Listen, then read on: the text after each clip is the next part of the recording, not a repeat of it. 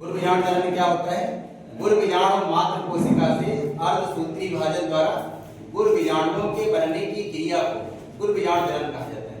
गुरुबीजाणु जनन के समय क्या होता है कि बीजांडकाय की कोई एक कोशिका जो है वो आकार में बड़ी हो जाती है और बड़ी होकर के जो अन्य कोशिकाएं हैं उससे बिल्कुल भिन्न दिखाई देने लगती है।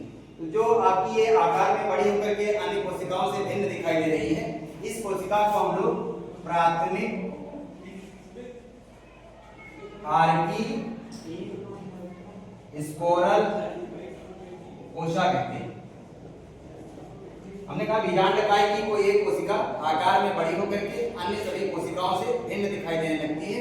इस भिन्न कोशिका को हम नाम देंगे प्राथमिक आर्की स्पोरल कोशिका।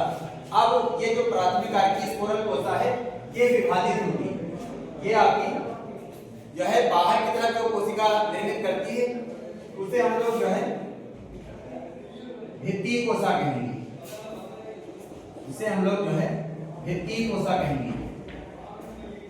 और जो कोशिका की अंदर की तरफ निर्मित होती है उसको बीजाणु जनन कोशिका कहेंगे। इसे जो है बीजाणु जनन कोशिका कहेंगे।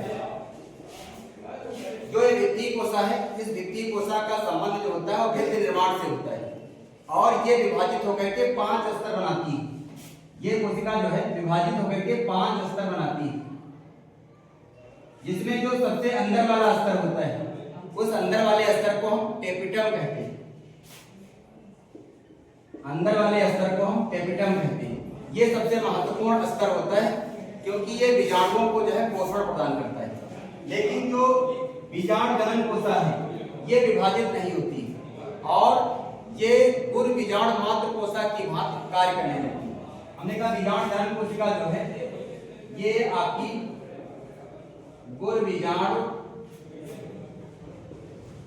मात्र कोशिका की भांति कार्य करने लगती है और अर्धसूत्री विभाजन द्वारा जो है 4 आगुणिक गुरुबीजाणुओं का निर्माण करती है।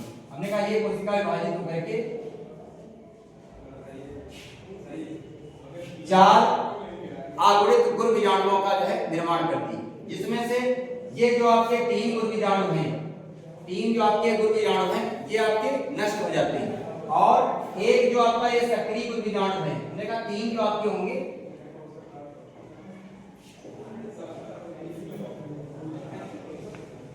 तीन जो आपके गुरुबीजाणु होंगे ये आपके नष्ट हो जाएंगे और एक जो आपका गुरुबीजाणु है ये आपका सक्रिय होगा,